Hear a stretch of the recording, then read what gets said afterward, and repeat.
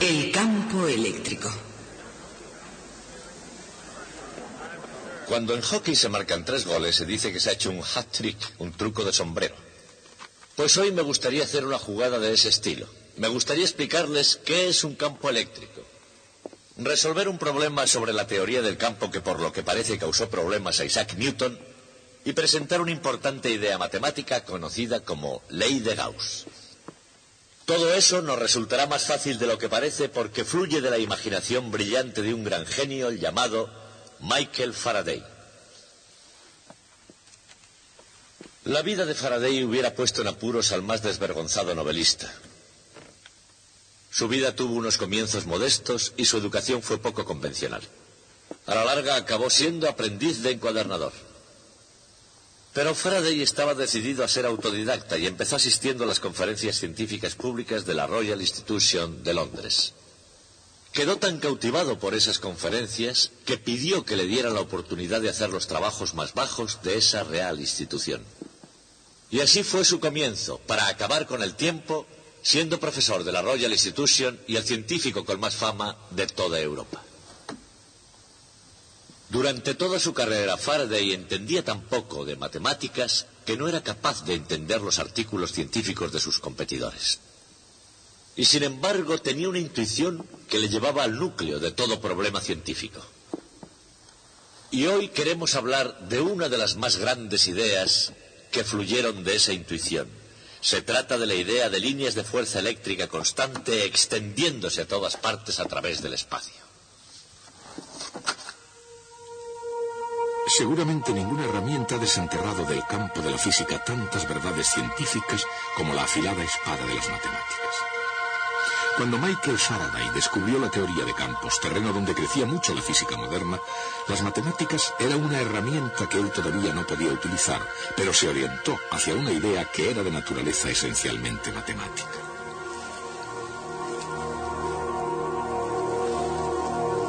En 1789, Charles-Augustin Coulomb afirmaba lo que la comunidad científica había sospechado durante años.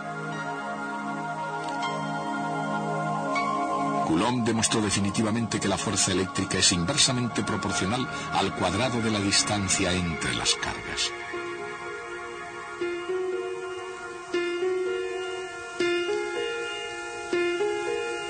Tan elegante como era el experimento de Coulomb, el concepto, la idea de esa relación inversa al cuadrado, había sido la más importante noción científica durante algún tiempo. De hecho, un siglo antes, la teoría de Isaac Newton estableció que la caída de una manzana y la órbita de la Luna son ambas consecuencias de las mismas leyes básicas, y una de esas leyes, la ley de la gravitación universal, establece que dos masas cualesquiera se atraen mutuamente con una fuerza inversamente proporcional al cuadrado de la distancia entre ellas.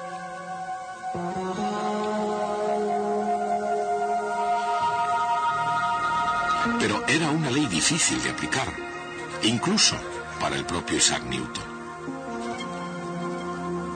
Para hacerlo tenía que demostrar que cuando un objeto es atraído por la Tierra, actúa como si toda la masa de la Tierra estuviese concentrada en el centro.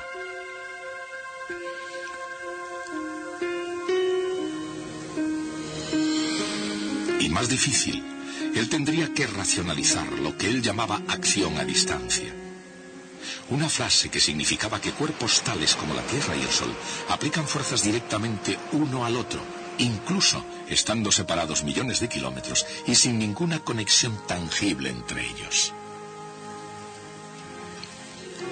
Si bien el gran genio era frecuentemente un poco irritable, incluso puede que él mismo haya llegado a admitir que sentía una cierta insatisfacción con la idea de la acción a distancia. Quizás un tanto a la defensiva, Newton escribió en su Principio: no he sido capaz de descubrir el curso de esas propiedades de la gravedad y no finjo ninguna hipótesis. Y con esa famosa frase, no finjo ninguna hipótesis, Newton no sentía la necesidad de explicar la ley de la gravedad, por la física o por la mecánica. Nos basta, añadía, con que la gravedad realmente exista y actúe conforme a las leyes que hemos explicado. Evidentemente eso bastaba. Más tarde, la ley de la gravedad se convirtió en Inglaterra en la ley del país. Y en el siglo XIX, los seguidores de Newton habían descubierto con la ley de la gravitación firmemente establecida que la electricidad y el magnetismo obedecían leyes semejantes.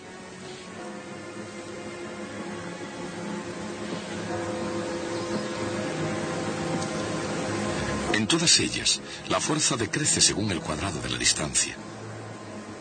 La semejanza es asombrosa. Y la cuestión es, ¿por qué?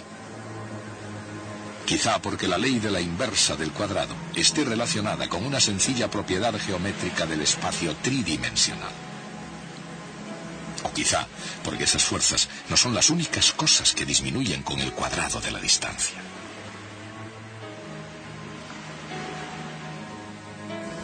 La esencia de la ley de la inversa del cuadrado puede apreciarse en el concepto de flux, palabra latina que significa fluido. La luz fluye a partir del Sol por igual en todas las direcciones. Cuando se extiende alejándose del Sol, su intensidad disminuye.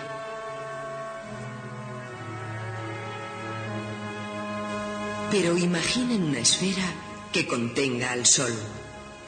Toda la luz pasaría a través de la esfera, independientemente de su distancia al Sol.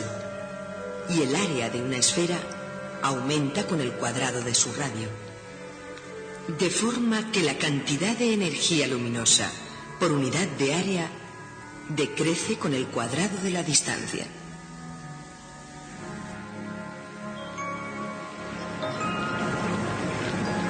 La ley de la inversa del cuadrado no era la única idea provocativa que estuvo expuesto Faraday cuando era joven. En 1810 visitaba con regularidad la Royal Institution, en particular las conferencias del legendario profesor de la institución, Sir Humphrey Davy. Davy era químico y filósofo de la naturaleza, un erudito nombrado caballero, barón y presidente de la Royal Society. Estaba en la misma cima de la ciencia británica.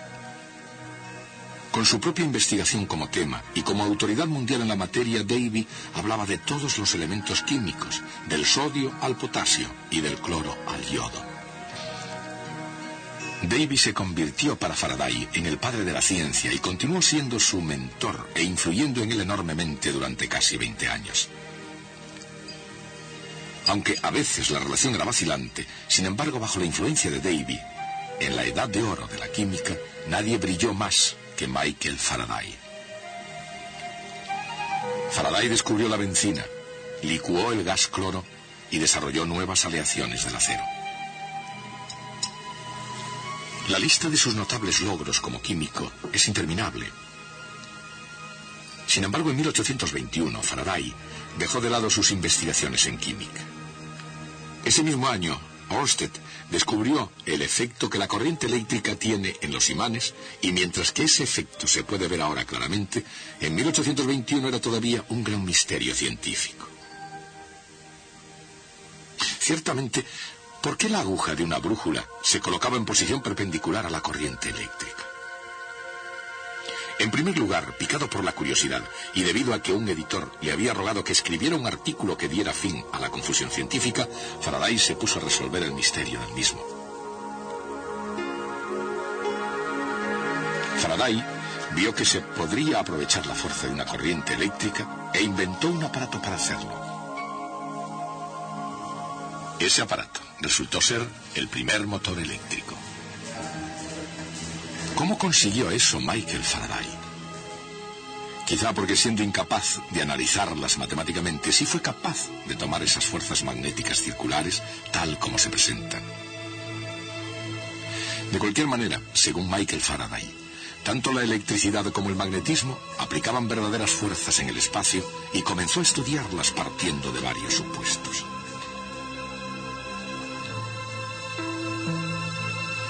En cualquier lugar, en las proximidades de una carga eléctrica, una pequeña carga de prueba experimenta una fuerza. Como si se debiese solo a una carga, el diseño de las fuerzas detectadas en la carga de prueba es simple.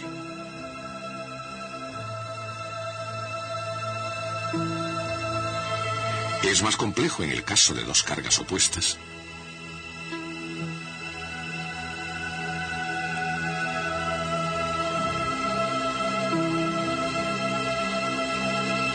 para dos cargas del mismo signo.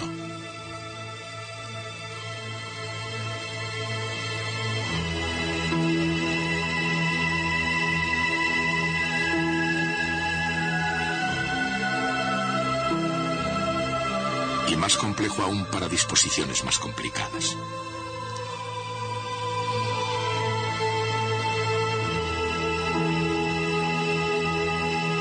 Pero en todo caso, y esto es lo importante, incluso si la carga de prueba no esté ahí para detectarlo, se puede suponer que el esquema de fuerzas existe en cualquier lugar del espacio. Esa es la esencia del concepto de campo. Y aunque Faraday solo lo imaginó, el campo también se puede expresar matemáticamente.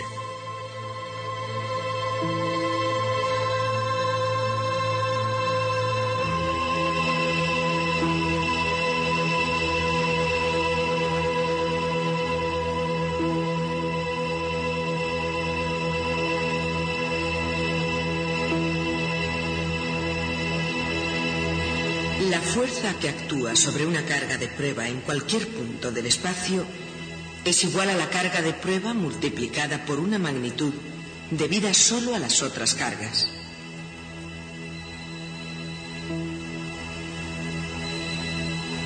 Esa magnitud es el campo eléctrico.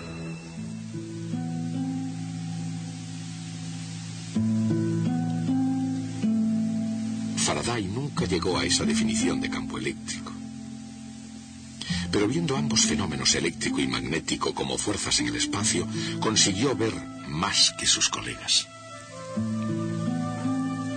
Como resultado de este y de otros muchos descubrimientos, llegó a ser con el tiempo director del Laboratorio de Investigación de la Royal Institution, y sucedió también a Davy como profesor y como miembro de la Royal Society. Fue trabajando como investigador, más que como profesor, como Faraday profundizó en las invisibles fuerzas del espacio. Para él, la fuerza 1 partido por R al cuadrado entre cargas eléctricas sugería que la fuerza debía ser aplicada por algo que se expandía hacia afuera desde las cargas. Algo que, como la luz del sol, nunca se detiene y nunca se acaba en el espacio.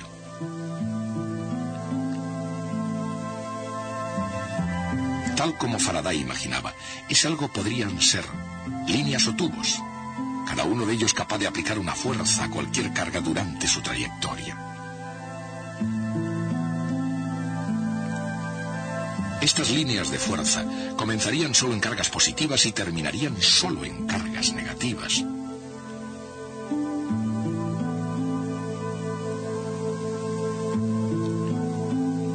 Y fluirían con suavidad por el espacio sin cruzarse ni enredarse.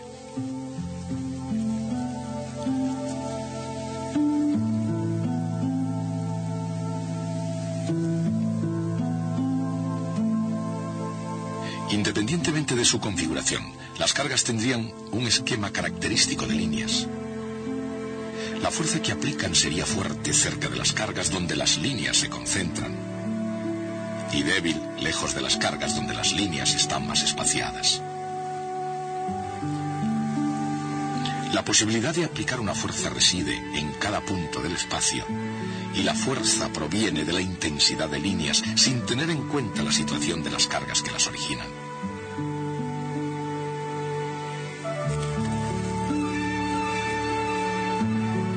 Incluso sin los gráficos de la era espacial, es así como Faraday imaginaba el campo eléctrico. Y continúa siendo todavía la forma más gráfica de visualizarlo. Pero satisfacer a la comunidad científica requeriría 1 o 2 pasos más. Y necesariamente esos pasos tenían que ser matemáticos. Carl Friedrich Gauss dio uno de los pasos más importantes.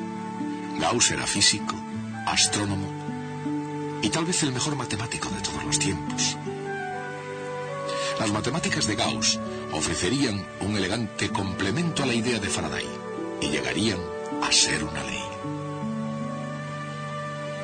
En términos de Faraday, el flujo se representa por todas las líneas de fuerza que atraviesen cualquier superficie. La ley de Gauss establece que para cualquier superficie cerrada, el flujo total es proporcional a la carga eléctrica neta encerrada en su interior.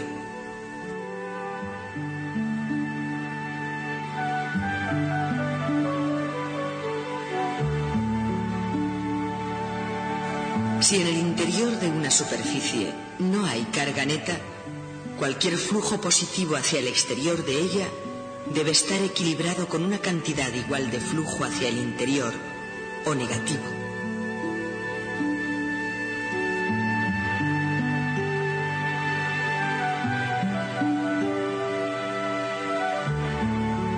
La ley de Gauss, que da una definición matemática a la noción intuitiva de Faraday sobre el campo eléctrico, en realidad es una expresión del significado geométrico de cualquier ley de la inversa del cuadrado de la distancia. En forma apropiada, no solo se aplica a campos eléctricos, sino también a campos gravitatorios y magnéticos, e incluso a la luz que fluye del Sol. En cualquier caso, el trabajo teórico de Gauss, combinado con el sentido común de Faraday, manifiesta varios hechos bastante asombrosos sobre la naturaleza misma.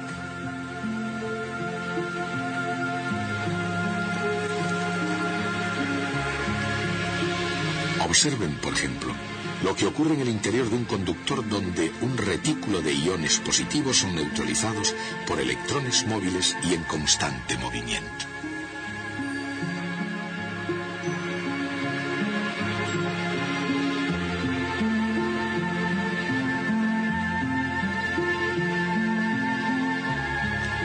Un campo eléctrico que atraviesa un conductor hace que fluyan electrones hasta que se acumulen en la superficie, repeliendo el movimiento de nuevos electrones. Pero eso significa que el campo eléctrico en el interior de cualquier conductor llega a ser cero cuando se establece el equilibrio electrostático.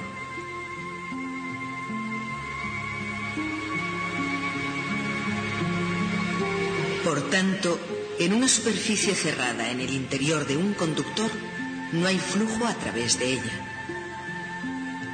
De modo que la carga neta en su interior debe ser cero, pero puede haber carga en la superficie, e independientemente de lo que haya en el exterior, la carga de la superficie hace que el campo en el interior sea igual a cero.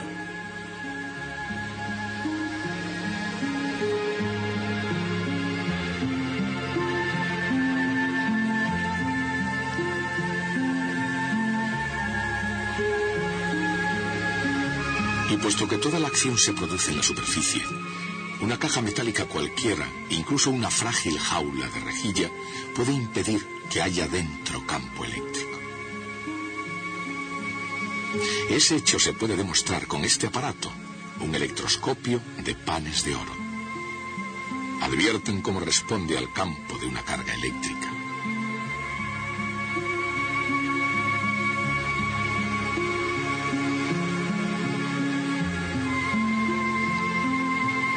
Ven también que reacciona de la misma forma incluso cuando un electroscopio está dentro de la jaula.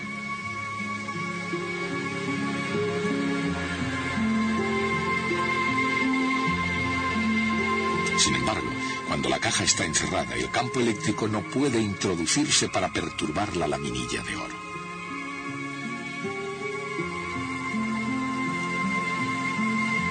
Cualquier caja de metal puede hacerlo.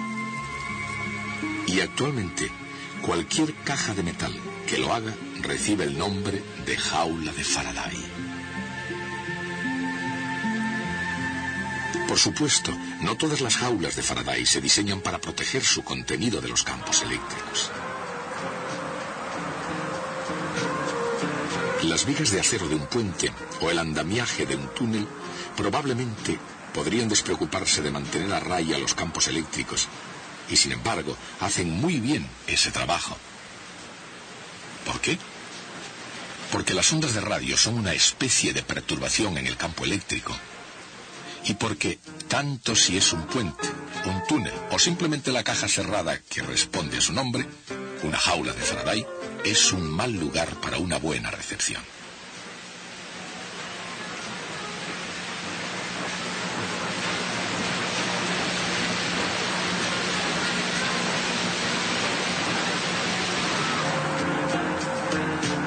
Efectivamente, en el exterior la recepción es muy buena.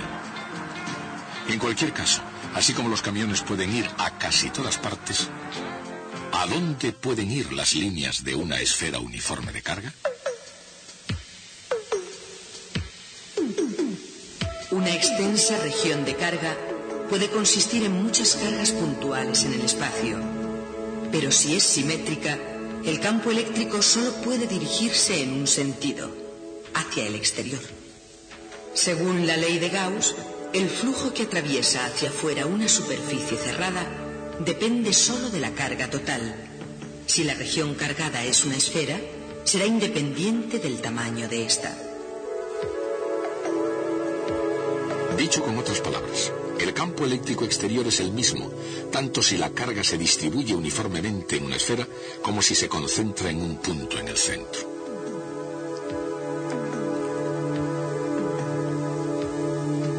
Y por ese mismo razonamiento, y al depender solo de la inversa del cuadrado, la fuerza gravitatoria de la Tierra es la misma que si toda su masa estuviera concentrada en el centro.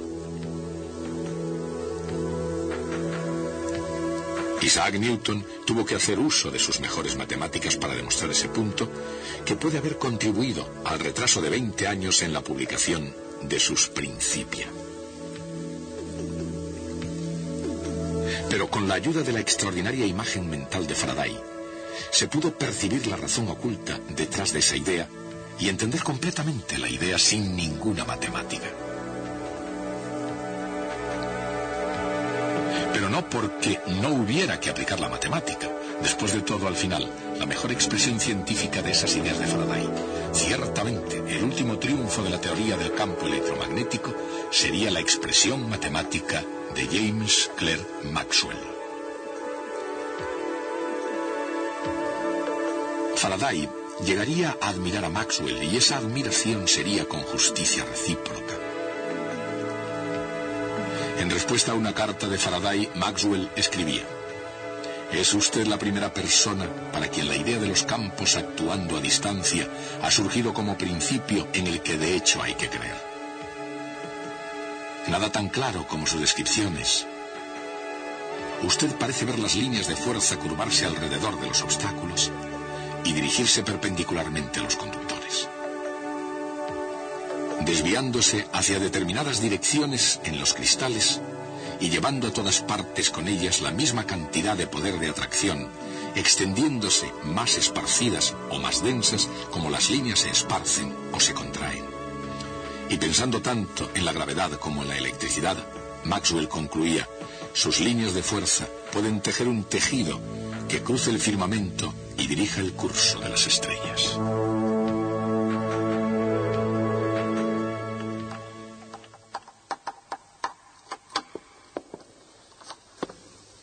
Faraday tenía esta idea sobre líneas de fuerza llenando todo el espacio, y no cabe ninguna duda de que Faraday creía que esas líneas estaban ahí realmente. Entonces llegó James Clerk Maxwell y transformó la idea de Faraday en nuestra moderna visión del campo eléctrico. Las líneas de fuerza de Faraday desde entonces dejaron de existir, desaparecieron. Y una pregunta razonable que se podía plantear es: ¿por qué nos molestamos en enseñarles a ustedes algo que ahora ya no creemos que sea verdad? Bien, pues porque así pueden adquirir un poco de perspectiva sobre esa cuestión cuando consideren algo en la ciencia actual. Sabemos ya que el núcleo del átomo está formado por partículas más pequeñas llamadas protones y neutrones. Podemos destrozar el núcleo y sacar los protones y los neutrones para estudiarlos. Así sabemos que son reales. Pero también creemos hoy que los propios protones y neutrones están formados por componentes aún menores en su interior, que se llaman quarks. Pero resulta que es imposible destrozar un protón y sacar sus quarks individuales. Los quarks están ocultos en el interior de los protones y de los neutrones. Por eso, la cuestión que surge a la vista es: ¿son reales los quarks? Es una pregunta muy parecida a la de si las líneas de fuerza de Faraday eran reales. A la larga, esto puede carecer de importancia. Las líneas de fuerza de Faraday fueron una especie de andamiaje mental que hubo que colocar para poder construir el edificio final, es decir, el campo eléctrico. Ahora, por supuesto, una vez terminado el edificio, el andamiaje ya no hace falta. Se puede echar abajo, quitar de en medio. Pero eso no lo hace menos importante, porque el edificio no se habría podido construir sin los andamios. Algún día, volviendo la vista atrás a nuestra situación actual, puede también resultar que incluso la idea de los quarks, que los científicos de hoy están seguros de que es real, resulte también ser tan solo una especie de andamiaje mental. En cualquier caso, seguiremos estudiando el edificio final de la teoría de la electricidad el próximo día en esta clase.